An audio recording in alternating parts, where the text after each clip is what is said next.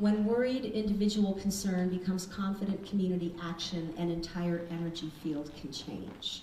I'm sure we've all experienced times in our lives when this has been true, when we really noticed that, you know, if you're really worried and you're focusing on the worry, you feel isolated and alone and you're sort of falling into a hole of despair, where if you reach out to others and you start to compare notes and you find that you have commonality and you're not the only one that has these issues, and you start hearing from them to help you process things, and you get solutions, and you share space, and then all of a sudden something sort of shifts and the energy gets lighter, and it feels like there's more energy and there's more openness and there's more possibility.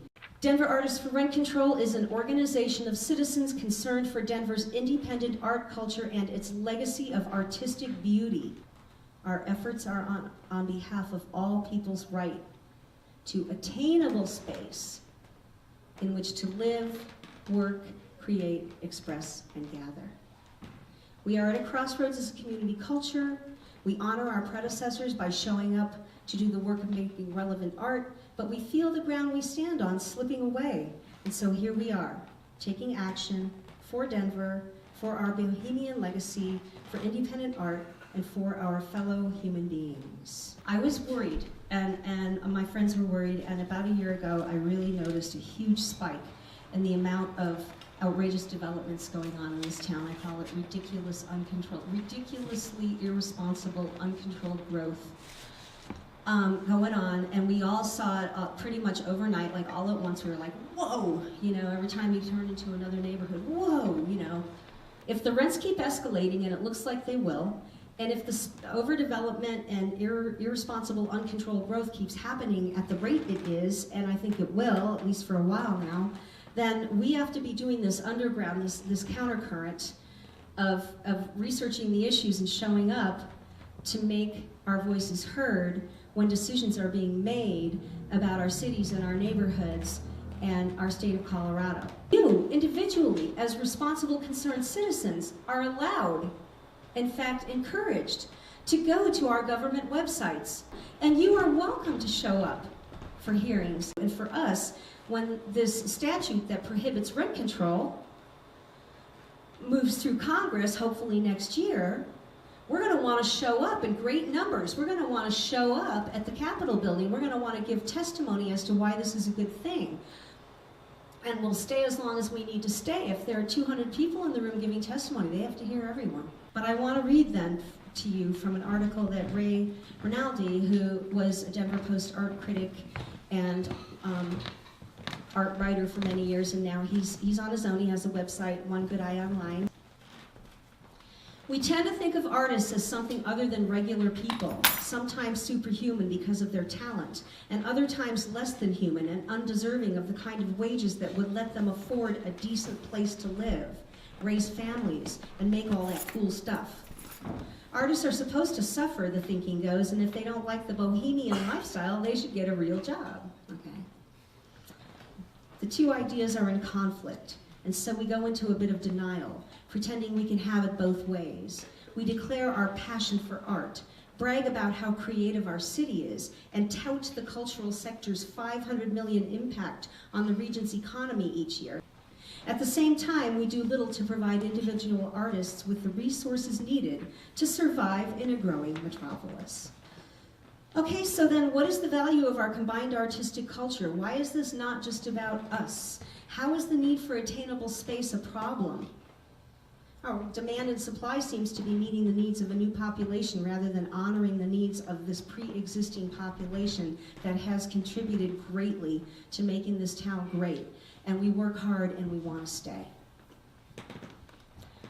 What are the places here that we don't feel would be the same in this town if we didn't have them?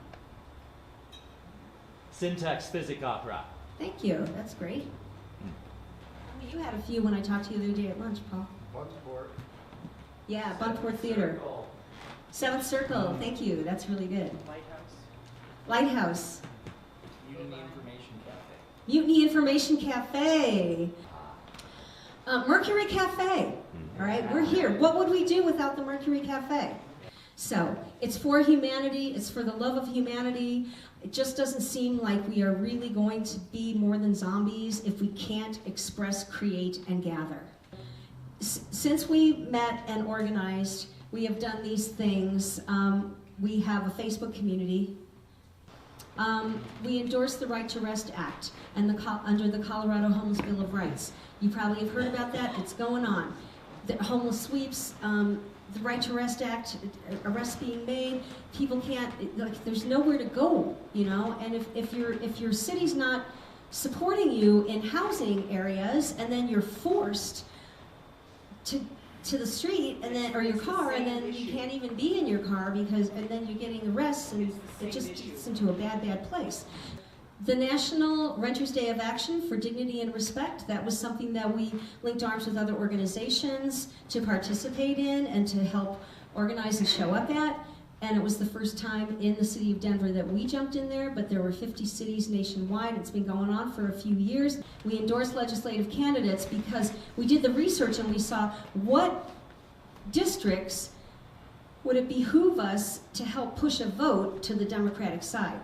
We are artists for rent control. That's a metaphor. It's attainable space for all. It's a humanitarian organization. We care about attainable space. Why attainable? Because that's a bigger word than affordable. It encompasses more. If the space doesn't exist, it doesn't matter if you can afford it.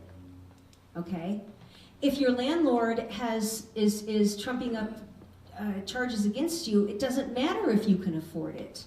If you're being evicted, wrongfully so, it doesn't matter if you can afford the space. So, Bryce, you want to step up? Sure.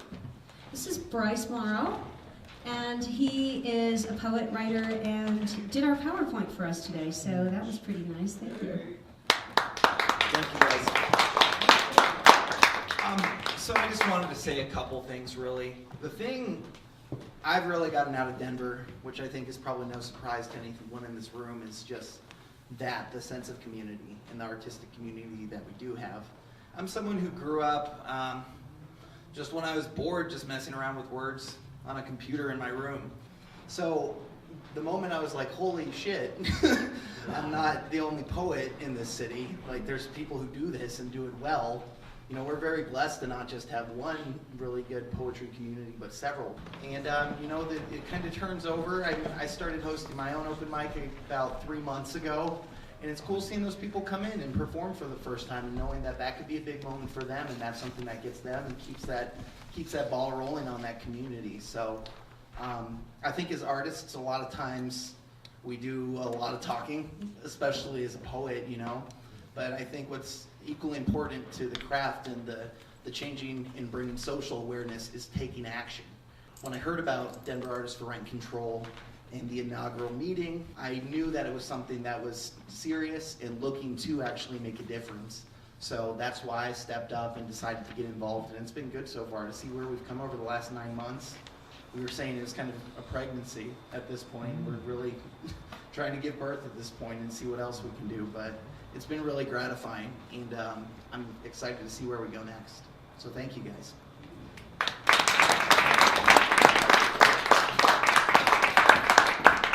Thank you, Bryce. And so now I want to invite Claudia Woodman to come up, and she's very involved in our music scene here, and it's pretty great. Yeah, so she's going to tell you a little bit more. You're a little behind schedule, you guys, so I'm not going to talk very long, but when I learned about this group, I was really interested in joining, basically because I feel like there's been economic warfare going on in Denver. So, Bryce, you want to step up? Sure. This is Bryce Morrow, and he is a poet, writer, and did our PowerPoint for us today, so that was pretty nice. Thank you. Thank you, guys.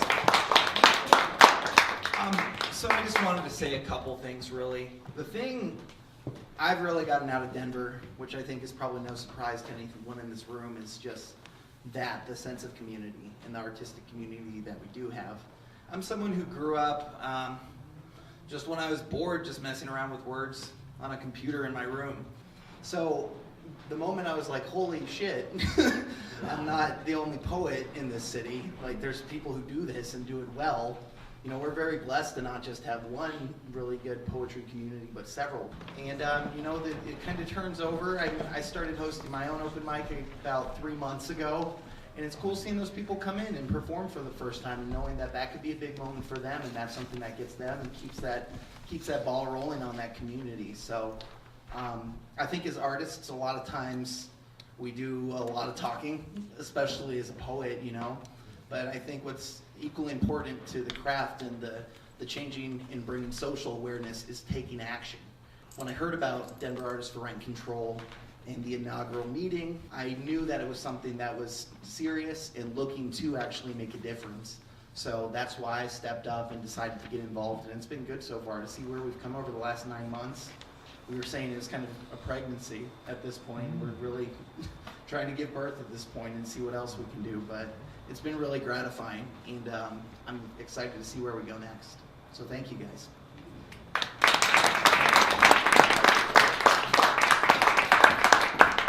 Thank you, Bryce. And so now I want to invite Claudia Woodman to come up, and she's very involved in our music scene here, and it's pretty great. Yeah, so she's going to tell you a little bit more. Give a little behind the sketch, you guys. So I'm not going to talk very long, but when I learned about this group, I was really interested in joining, basically because I feel like there's been economic warfare going on in Denver, not just against artists, but it hit people that are a lot poorer than us before it hit us, you know? And so this group is a great way to try to do something to solve the problem, not just for us, but for other people in Denver that need our help a lot more. We have a voice, people listen to us, people write about us, people hear what we have to say. We can do a whole lot to help other people that are not given that platform and given that voice. But pretty much what's happening in Denver is we have a very narrow window to push for survival for like people that are incredibly poor, people that have already been pushed out are already gone.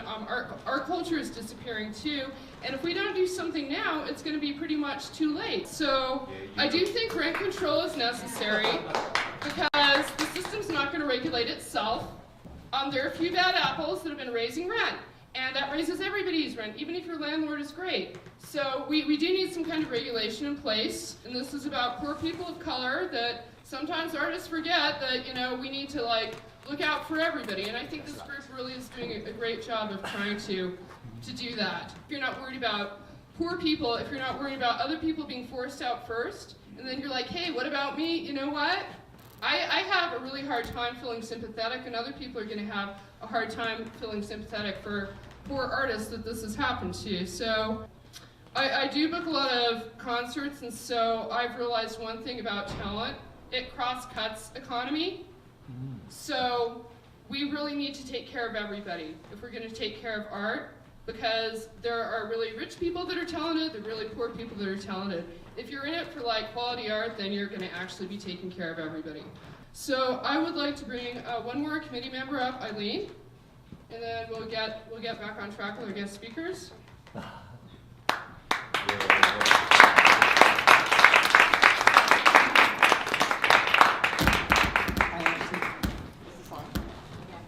I actually wasn't going to speak, so didn't prepare anything. She's going to be shy. Yeah, well, but what I wanted to say, and I noticed in this room, there is a good representation of those of us that are a little bit older, as opposed to the population that is quite a bit younger, that is really being directly impacted right now about what's going on. My personal story here in Denver is I arrived here in 1976 with as much clothes as I can get on my sleeping, in my backpack, my guitar, my flute, and some drawing pencils.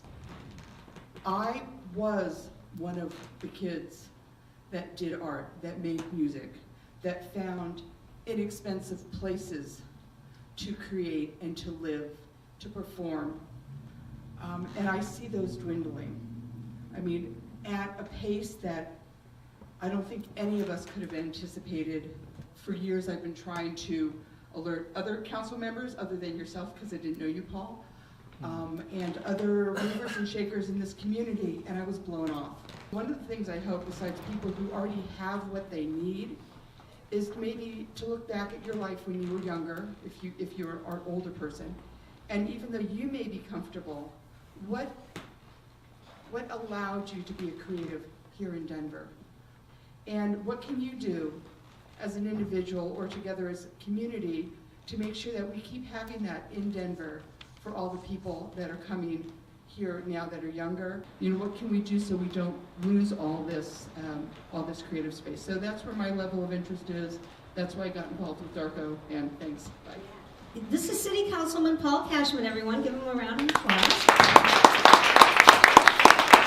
I'll start just by offering what I always do when I attend one of these gatherings. And I think it's particularly relevant, a statement by a 20th century sociologist, Margaret Mead, who says that never doubt that a small group of thoughtful, committed citizens can change the world, for indeed it's the only thing that ever has. My son and his wife and my 2 grandkids are moving back to Denver this summer from Connecticut. They're not even looking in Denver for a home. It's just out of their ballpark. To move out into the suburbs, you start by getting twice as much square foot for your dollar. And we're losing firefighters, we're losing cops, we're losing teachers, we're losing our workforce, and yes, we are losing our poets and our writers and our musicians and our painters, et cetera, et cetera. And it's not something that we can afford to do. We keep hearing talk, is Denver a great city? Is Denver a world-class city? However you want to make those definitions, I can assure you that there's not a city around the globe that reaches those designations that doesn't have a very vibrant and alive and thriving arts and cultural community. It's an essential part of what we do. There are several specific things that I would recommend you do, and one is there are 2 city council committees that you want to make sure representatives start paying attention to. The Land Use, Transportation, and Infrastructure Committee meets in the City and County Building Room 391 every Tuesday morning at 10:30, from 10:30 to noon. On Wednesdays, the Safety, Housing, Education, and Homelessness Committee meets in the same room at 10:30 in the morning. These are open to the public. The agenda for the council meetings they're available online at denvergov.org, denvergov.org. Most of the work of city council is done in committee. You want to pay attention to that, and on the first Monday of every month, the first regularly scheduled meeting of every month, we have a half hour of public comment where you're invited to come and sign up. You'll get 3 minutes to talk about whatever's on your mind as long as it's related to city business. Let your city council person know how you're feeling about this. And all I would say to you is that we value what you bring to our city more than you could possibly tell by our actions thus far. And please don't go. We look forward to working with you to make things better over the years. Thank you.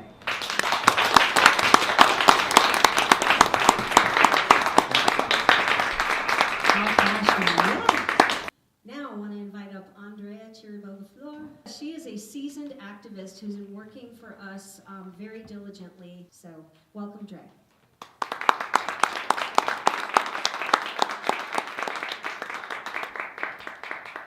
Hey y'all, so my name is Andrea Chiribova-Flor, or I go by Dre. I'm a Latina community organizer for 9to5 Colorado. So just a quick overview of what 9to5 does. So we're a women's labor organization. We've been around nationally for 43 years.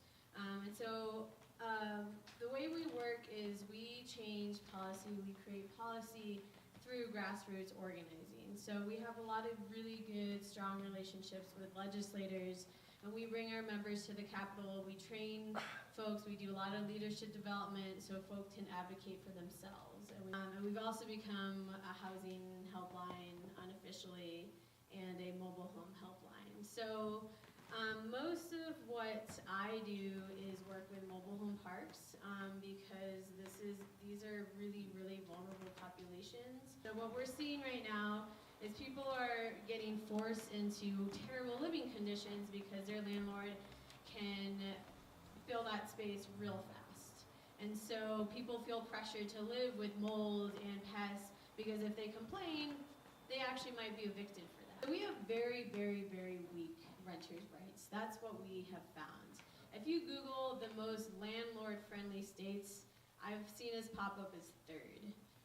So these are some of the issues we found. And there's two other really big issues was credit checks and background checks. We decided as a group that what we wanted to do was roll out our demand for rent control because that affects everybody. Not just in Denver, we have Arvada, Commerce City, Thornton, Aurora, all of these cities are being impacted. We have the people who are impacted. If you're creating policies without them, then it's probably not going to work for them. The only bill so far that our Colorado Homes for All is endorsing is a statewide protection for immigrants and refugees that Representative Salazar is introducing. And so basically this would be a protection so that if the federal government decides to register Muslims or decides to put microchips in people's bodies to track who they are based on their race, ethnicity, religion, etc., or if the federal government decides to have internment camps for like Latino folks or a certain group of people that the state of Colorado would be opposed to that and would not participate. And the reason why we think this is important is A, most of our people are Latino folks, and most of our people are immigrants, refugees in our groups. And B, displacement is not just about losing your home. It's about losing your community, your state, your country. So that's why our coalition has decided to endorse that. These efforts have to be led by the most impacted people and communities of color. And I brought some reports from all those surveys that we did if folks are interested. It has the data we collected, and then also it just has some policy solutions or ideas that came out of